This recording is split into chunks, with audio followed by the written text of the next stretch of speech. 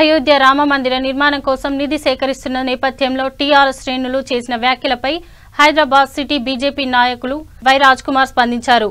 మంత్రి ఎర్రబెల్లి దయాకర్ రావు పేరుపైన నిధి సేకరణ చేయడం పద్ధతి కాదన్నారు. టీఆర్ఎస్ శ్రేణులు అధికార దాహంతో మాట్లాడుతున్నారని ఆగ్రహం వ్యక్తం చేశారు. భారతదేశ వ్యాప్తంగా సొంత పేరుపైన నిధి సేకరణ చేసే పద్ధతులు ఎక్కడా లేదన్నారు. ప్రజలు టీఆర్ఎస్ కు బుద్ధి చెప్పే రోజులు దగ్గరలోనే ఉన్నాయని హెచ్చరించారు. నమస్తే, వెల్కమ్ టు వి3 న్యూస్.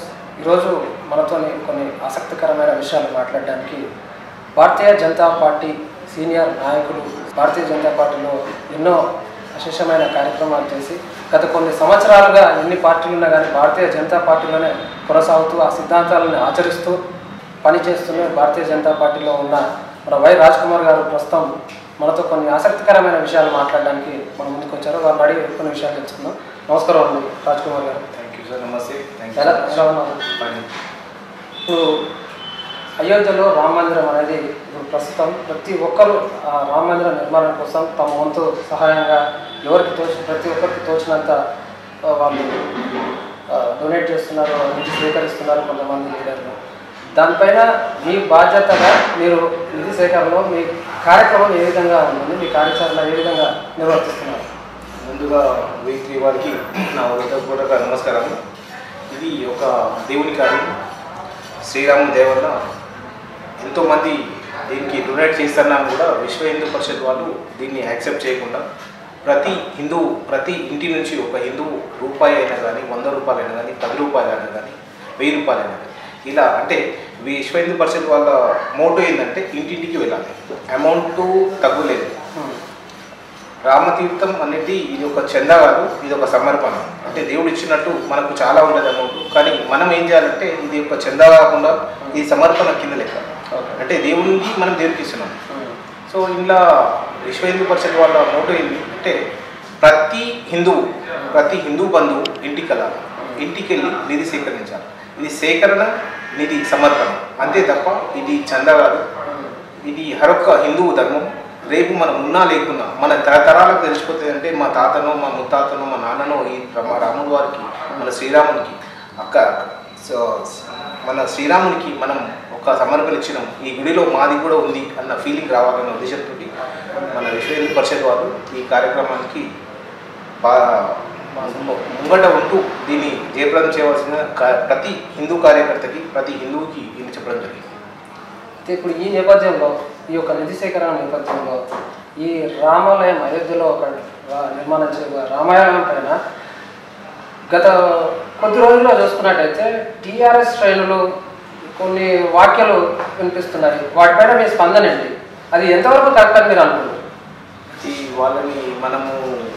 వాళ్ళ గురించి మాట్లాడడం కూడా నేను కూడా చాలా తక్కువ అనుకుంటాను. ఎందుకంటే ఒక ఫస్ట్ రోజు మన కల్వకుంట్ల విద్యాసాగర్, సెకండ్ పెడమర్తి రవి, థర్డ్ వచ్చేసి చెల్ల ధర్మారెడ్డి, ఫోర్త్ మన ఎర్రబెల్లి దయాకర్ రావు, ఈరోజు శంకర్ నాయక్.